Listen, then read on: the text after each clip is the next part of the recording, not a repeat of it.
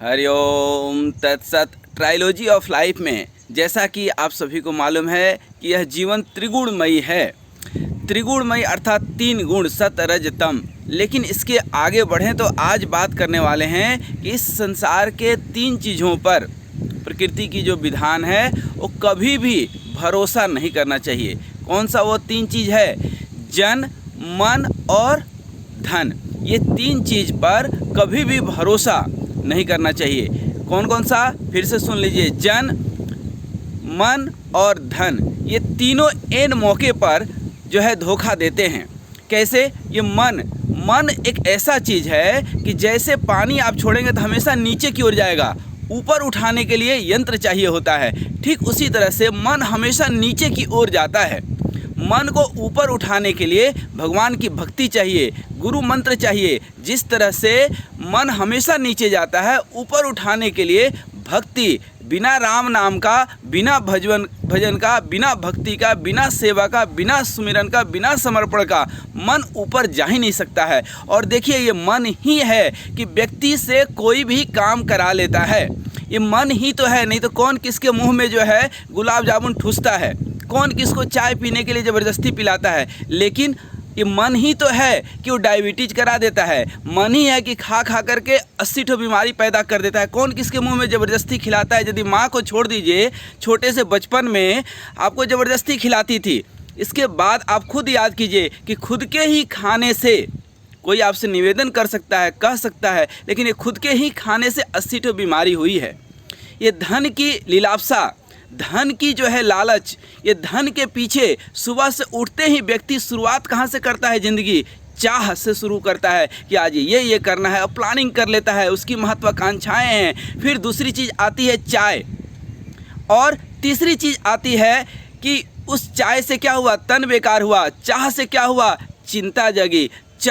चाय और चिंता, ये तीनों व्यक्ति सोचता है कि हम बहुत अच्छा कर रहे हैं, लेकिन ये तीनों ही उसको दिन भर जो है नीचे की ओर गिराता है। तो पहला क्या बताए थे आपको? मन। व्यक्ति अपने बुद्धि से ही अपने जाल में फंसता है। ऊपर वाले ने तो इस संसार में बसने के लिए भेजा था, लेकिन होता क्या है? आदमी बसता कम है, फंसता ज़्यादा जाता है। कैसे फंसता है? वह अपनी महत्वाकांक्षाओं को पूरा करने के लिए धन एकत्रित करने की इच्छा करता है। अब धर्म युक्त धन हो तो समझ में आता है, धर्म युक्त धन हो तो समझ में आता है, लेकिन धर्म युक्त धन बहुत ज़्यादा होता नहीं है। धर्म युक्त धन उतना ही होता है जिससे कि अपना परिवार चल जाए, अतिथि की सेवा हो जाए, इससे ज़्यादा धन की आवश्यकता पड़ती नहीं है। लेकिन चूँकि दिखावा है ना, दिखाना भी तो है दुनिया को कि तुमसे ज़्यादा ऊंचा मेरा मकान है, तुमसे ज़्यादा ऊंचे पद पर हम हैं, तुमसे ज़्यादा ऊंचा मेरा ओहदा है। इस दिखावे के चक्कर में आदमी जो है अधर्म करता ही करता है। कहते हैं ना कि अन्याय क्या है? अन्याय क्या है? अन्य आय।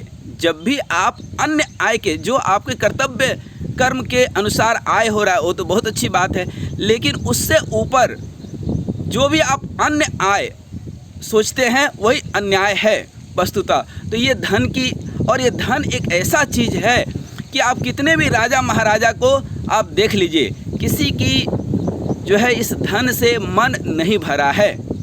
आप देख लीजिए उठा करके इतिहास, न ही किसी का मन भरा है। ये मन है कि मानता नहीं तो एक से एक राजा हुए, चक्रवर्ती राजा हुए, जो पूरी दुनिया पे राज किए, तो क्या उनका धन से मन भर गया? या उनका मन भरा, चाहे वह धन के सुख से हो, या पुत्र आदि के सुख से हो, या स्त्री के सुख से हो, किसी भी सुख से मन भरा हो तो आप बता दीजिए। और तीसरा तत्व हमने बताया था जन। जन क्या? अर्थात जनता। जब अपने मन का अपने को भरोसा नहीं है तो दूसरे के मन का क्या भरोसा? दूसरे के मन का कैसे आप भरोसा कर सकते हैं? ज़रा सा देखिए ना, चाहे वो रिश्तेदार हो, चाहे सगे संबंधी हो, चाहे जिसके ऊपर आप विश्वास करते हैं, वहीं से धोखा मिलता है। और धोखा का मतलब क्या है? धोखा, धो पहले अर्थात धो लो तब खाओ, अर्थात फिल्ट्रेशन। जनता जो है, जब व्यक्ति के पास धन आता है, सफलता आती है, तो सफलता के साथ तीन चीज़ आते हैं: अहंकार, आलस्य और आत्म प्रशंसा की भूख।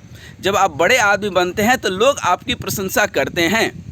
निर्बल के राम, निर्बल यदि हैं आपके पास जो है कुछ नहीं है तो आप राम के भरोसे हैं, लेकिन जब सबल के सब साथ देते हैं, अर्थात जैसे ही आप सबल बनेंगे, थोड़ा सा बड़े आदमी बनेंगे, तो लोग पिछलग्गू हो जाते हैं और आपकी झूठी प्रशंसा करते हैं, और वह प्रशंसा वस्तुतः जहर का काम करता है।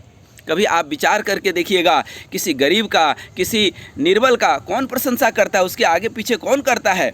बड़े बड़े नेताओं की कहानी पढ़िए, उनके लोग ही उनको चुनाव में हरा दिए। बड़े बड़े राजाओं की कहानी पढ़िए, उनके लोग, यदि विभीषण रावण से पूछा गया कि रावण तुमने क्यों हारा, तुम्हारे पास सब कुछ ज़्यादा था राम से, चाहे वो धन वैभव हो, चाहे सैनिक हो, चाहे बल हो, चाहे ज्ञान हो, राम से सब कुछ ज़्यादा था, क्यों हार गए?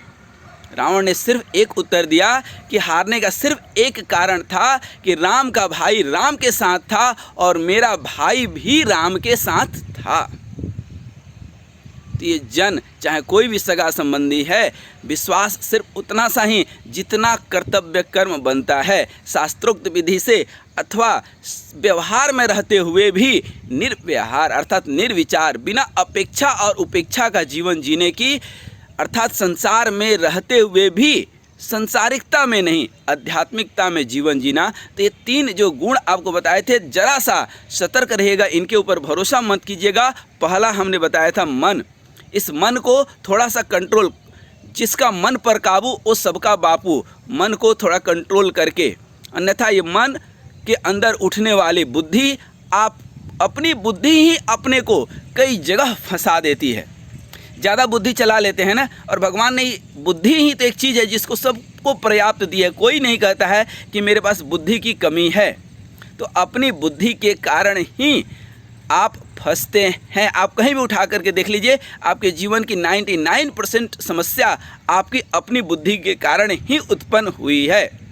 दूसरा आपको बताएं तो ये मन ही तो शब्द है, मन में ही, मन क्या है? विचारों की सतत प्रवाह है। ये जो विचार उठते हैं इसी से शब्द बनते हैं।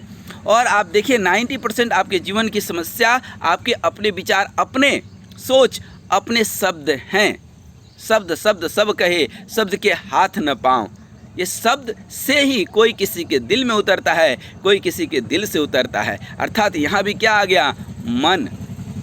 मन में ही तो क्रोध उठता है, मन में ही अच्छे विचार आते हैं। सुमति कुमति सबके उर रही, ये सुमति और कुमति सबके अंदर है, लेकिन कुमति के ऊपर कंट्रोल बहुत ज़रूरी है, और सुमति को जो है थोड़ा सा सबल बनाने की ज़रूरत है। दूसरा धन, धन के पीछे मत भागिए। भाग्य में होगा तो भाग करके आएगा, नहीं होगा भाग्य में तो आ करके भी भाग जाएगा। धन उतनी ही आवश्यक है जितना धर्म युक्त कर्तव्य कर्म करके आप ग्रहण कर लें, जिससे परिवार पल जाए, बच्चों की शिक्षा हो जाए, माता पिता की सेवा हो जाए, आए हुए अतिथि की सेवा और कुछ धर्म के कार्य हो जाए, दान पुण्य हो जाए। उससे ज़्यादा आवश्यकता है नहीं, बाद बाकी आप भागते रहिए। और तीसरा तत्व था जन, अर्थात जनता।